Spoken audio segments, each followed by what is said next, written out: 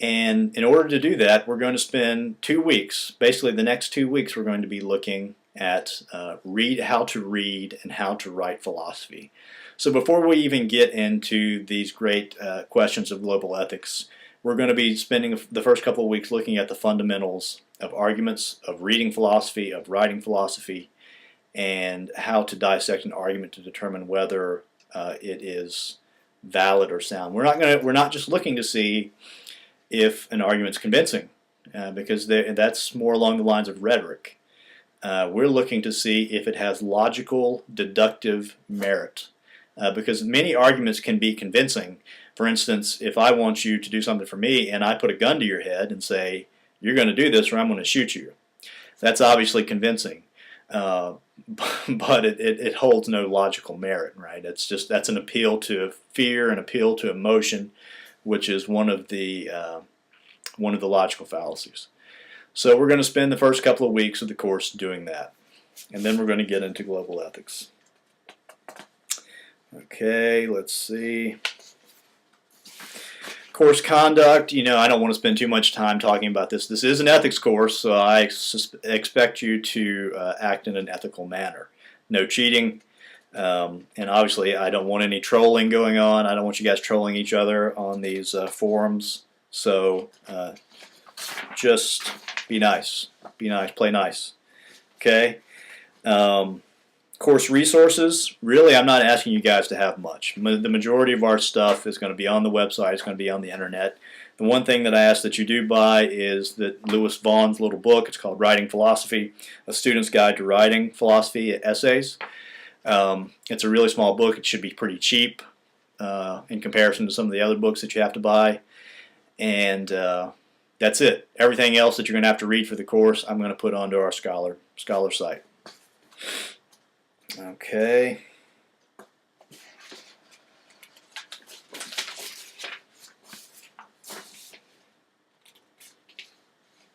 There are going to be some quizzes that you're going to have to take. These quizzes are going to be at the beginning. I guess everybody should talk about grades since everybody's interested in grades. There are going to be 4 quizzes, and the first quiz is going to be, they're all going to be 10 questions. And I think they're worth 5% of your grade each, because I think quizzes total out to be 20%, right?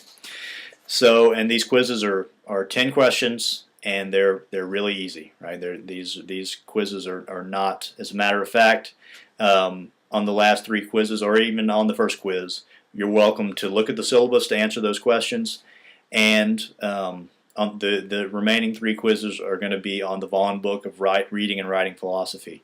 I want you guys. The reason that I'm giving you quizzes and the reason I'm doing grades at all is because I want to help you guys learn. And I think one of the ways we found that people learn the best is through quizzes and tests, because it forces, a lot of times we're lazy, we don't want to do stuff, but if we realize that something is meaningful to us, we're going to get a grade on this, we're going to try a little bit harder on it. So, but then that's another thing to say about my philosophy on grading. I'm not out to give anybody a bad grade. I want you guys to do well in the course. And the grading that I'm going to give is going to be formative, right? I'm trying to give you constructive criticism to help you do better, both in the rest of your studies at the university and to do well in this class. So I view grading as a way to help you grow. I don't see it as a way to say, nope, you're wrong, you did bad on this. So I'm out to work with you guys on this, and I know that grades are important if you want to get into graduate school or you want to get a good job. So I'm willing to work with you on that. I mean, obviously, there's going to come a point where I just got to stick to my guns, and that's the way that it is. But I'm out to help you. So 4 quizzes. The first one's going to be on the syllabus. The last 3 will be on the Vaughn. We're going to have a midterm exam on October the 16th. And the thing to say about these quizzes and the midterm is that you will take them on Scholar. And as we get closer to the midterm, I'll tell you basically a little bit more about it, but essentially there are going to be some short answer questions, there are going to be true-false questions, there will be multiple choice. And when I say short answer, I mean, 1, 2, 3 paragraphs, something like that. There may be some fill-in-the-blanks as well. Okay. There's also at the midpoint of the semester, I'm going to ask you guys to fill out a midterm course evaluation. You can tell me what you like about the course, what you don't like about the course, what's working, what's not working, and every time people do this, I try to work to make it better so that we can all understand what exactly is going on. So please fill out that course evaluation. And then the last thing you're going to have to do is you're going to have to write a final paper. You know, that's how philosophy, that's what we do in philosophy. We read philosophy and we write philosophy. And this will be the chance for you to choose a topic that I'm going to provide you with some stock topics. You can choose these based on what we've read in the course, and that's what you can write on. But I also encourage you, if there's a topic that we encounter throughout the semester that really interests you, if you become interested in whether we're going to read an article by a philosopher called Peter Singer, and he's going to talk about, essentially, as human beings, if we have this affluence, if we have wealth, we have an obligation to give that money to the people that are starving, a moral obligation. It sounds a little hokey, but when you read the arguments, you're going to find out it's very convincing, and it's hard to deny what he's saying. So maybe you're going to be interested in that and say, we have an obligation. Maybe you want to defend Singer, and maybe you want to attack Singer, say, Singer, I think Singer's wrong. But, obviously if you're going to say that Singer's wrong, you need to do it in a philosophical way and show that his argument is flawed in some particular way. And what you're going to find out, this is something we'll talk about a bit later, but it's when you're attacking somebody's argument, it's not their conclusion. Because their conclusion, if it's any sort of decent philosophy, is going to follow from their premises. It's their premises and their assumptions, what the argument is based on, is where their argument can be attacked, and that's what you're going to have to look at. So, if you're really interested in Peter Singer, if you're really interested in human rights, if you're really interested in the environment, if you're really interested in just war, if you're interested, we're going to talk about the trolley case a lot in this course. If you're interested in the trolley case, you can write about that. But if you are interested in choosing your own topic, just run it by me somewhere through the course, and we'll talk about it, and I can sort of hopefully point you in the right direction. Okay. Another thing we're going to be doing in this course, in addition to the philosophical readings we're going to have, we're going to look at some real-life case studies. There are several articles in the New York Times. The New York Times has a philosophy blog. It's called The Stone, and that's where I'm going to draw the majority of our case studies from. But we're going to look at real-life scenarios and see if philosophy can actually be applied to real-life scenarios. A lot of people think that it's just, up in the clouds somewhere. So we're going to see if we can bring it down a bit. Okay, grading. So the grading breaks down like this. Because I think that you learn the most through participating and discussing these issues, 30% of the grade is going to come from how well you're participating in these online sessions. Some people think I can just take the quizzes, I can just do the midterm, I can just do the paper, and I'm good, I don't need to participate. Trust me, you can't do that. You're not going to do well in the course if you're not participating. That's the thing that's the most important to me. And that's where you're going to get the most gains, is from participating in these discussions on the website. It's not hard. You do the reading, which is going to take you maybe an hour, maybe 2 hours, and then you come back and then you say what I thought about that. It's not hard. I promise you it's not hard. And then respond to that. I have a rubric on the last page of the syllabus right here that talks about how I'm going to be grading you on your participation. And I'm willing to work with you on that. Like I say, that first posting, I want that first posting to happen within the first 24 hours putting that question up. Replies to other people's, that can happen within a couple of days. Just be up on that. But I'm mainly concerned about that first posting.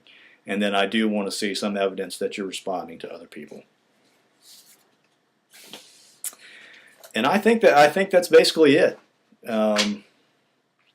As I said, I'm open to questions, but remember, if it's a question that affects everybody, I'd like for you to post it on the website.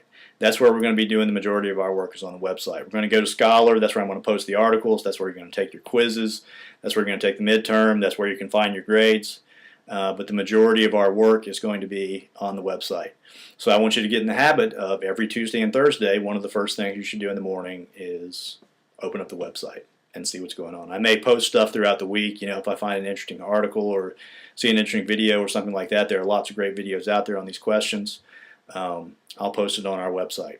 So, and I want you guys to check that out, and I want you guys to have fun. I mean, I think this is a very interesting topic. We're living in an age where cultures are colliding. There's a clash of civilizations, as one famous scholar said, and we're still trying to work this stuff out. We're still trying to work out. I mean, how do you hold yourself to the same code of conduct with somebody in the rainforest, somebody whose way of life is so completely different than ours?